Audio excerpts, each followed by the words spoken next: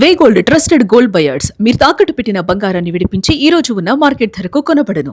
Sai Krishna lockup death కేసులో కీలక పరిణామం చోటు చేసుకుంది. కృష్ణలంక క్రైమ్ కానిస్టేబుల్ బాబురావుని అరెస్టు చేశారు పోలీసులు.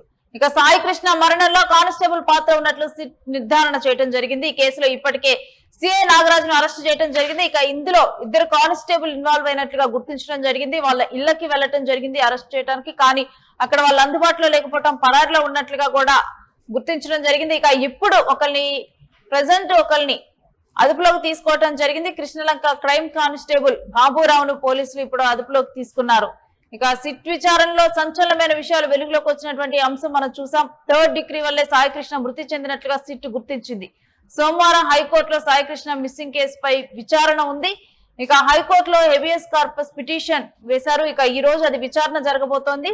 ఇటు తన తల్లి వేసినటువంటి హెబియస్ కార్పస్ పిటిషన్ పేర్కొంటూ కూడా గతంలోనే హైకోర్టు పేర్కొనడం జరిగింది. సాయికృష్ణను తెచ్చి కోర్టులో హాజరుపరచాలని. కానీ ఈ లోపు సిట్ చేసినటువంటి దర్యాప్తులో సాయికృష్ణది లాకప్ డెత్ అయినట్లుగా కూడా నిర్ధారించడం జరిగింది. ఇక ఇందులో సిఐ నాగరాజుతో సహకరించినటువంటి పోలీసులు ఎవరు అనే కోణంలో దర్యాప్తు చేసినప్పుడు అప్పటికే ఇద్దరు కానిస్టేబుల్ ఈ కేసులో ఉన్నారు.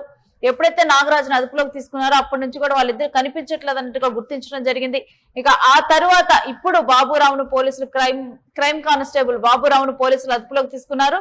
ఇక దీని తర్వాత ఈ కేసు ఎటు మలుపు తిరగబోతోంది ఏంటి అన్నది కూడా ఇంకెవరైనా ఇన్వాల్వ్ అయి ఉన్నారా, ఇక విచారణ ఎటుగా సాగునుంది అనేది కూడా ఇప్పుడు ఆసక్తికరంగా మారింది.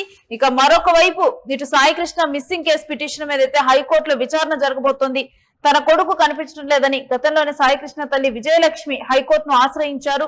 ఇక ఆమె హెబియస్ కార్పొరేషన్ పిటిషన్ వేశారు. ఇక సాయికృష్ణను హాజరుపరచాలి కోర్టులో అంటూ గతంలోనే పోలీసులకు హైకోర్టు ఆదేశించింది. నేడు ఆమె పిటిషన్ విచారణకు రాబోతోంది.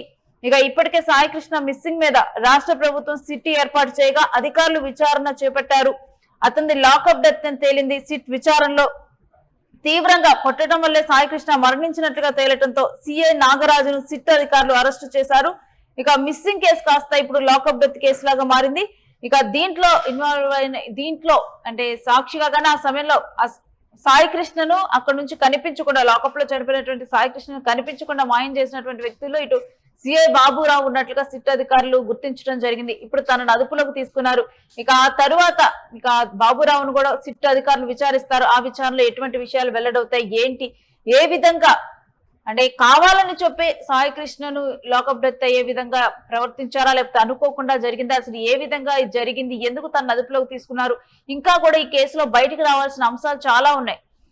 సాయికృష్ణ మీద ఒక 9 కేసుల వరకు రౌడీ షీట్ ఓపెన్ చేసినట్లుగా తెలిసింది. కానీ అసలు ఇప్పుడు అదుపులోకి తీసుకుంది ఏ కేసు మీద అదుపులోకి తీసుకున్నారు, ఎందుకు అదుపులో తీసుకున్నారు, ఏదైనా కేసు విచారణలో భాగంగా అదుపులోకి తీసుకున్నారా, లేకపోతే కావాలని చెప్పే పక్కా ప్రణాళికతో ముందుగానే అనుకొని అదుపులోకి తీసుకున్నారా, ఇటువంటి అనేక విషయాలకు కూడా సమాధానాలు రావాల్సి ఉంది. ఇక ఈ రోజు కోర్టులో ఎటువంటి విషయాలు బయటకు వస్తాయి, మరొకవైపు బాబురావుని క్రైమ్ కానిస్టేబుల్ బాబురావుని అదుపులోకి తీసుకున్నారు, మరి ఆయన విచారణలో ఎటువంటి విషయాలు బయటకు వస్తాయి, ఇదంతా కూడా సాయికృష్ణ కేసు అసలు ఎటుగా మల్లుతుంది, ఏం జరుగుతుంది, అదేవిధంగా దీంట్లో ఇన్వాల్వ్ అయి ఉన్నటువంటి పోలీస్ అధికారులకు ఇన్వాల్వ్ అయి ఉన్నటువంటి వారికి అసలు ఎటువంటి శిక్షలు పడతాయి, మరొకవైపు సిట్ దర్యాప్తు వద్దు సిబిఐ దర్యాప్తు కావాలి అంటూ కూడా తన తల్లి డిమాండ్ చేస్తూ ఉంది. మరి ఇది సిట్టే ఈ కేసును టేకప్ చేసి కొనసాగిస్తుందా, లేకపోతే సిబిఐకి అప్పచెప్తారా, ఇవన్నీ కూడా ఆసక్తికర అంశాలుగా మారే సాయికృష్ణ కేసులో ఈ రోజు కోర్టు విచారణ తర్వాతే వీటిలో ఒక క్లారిటీ వచ్చేటువంటి అవకాశం మనకు కనిపిస్తోంది.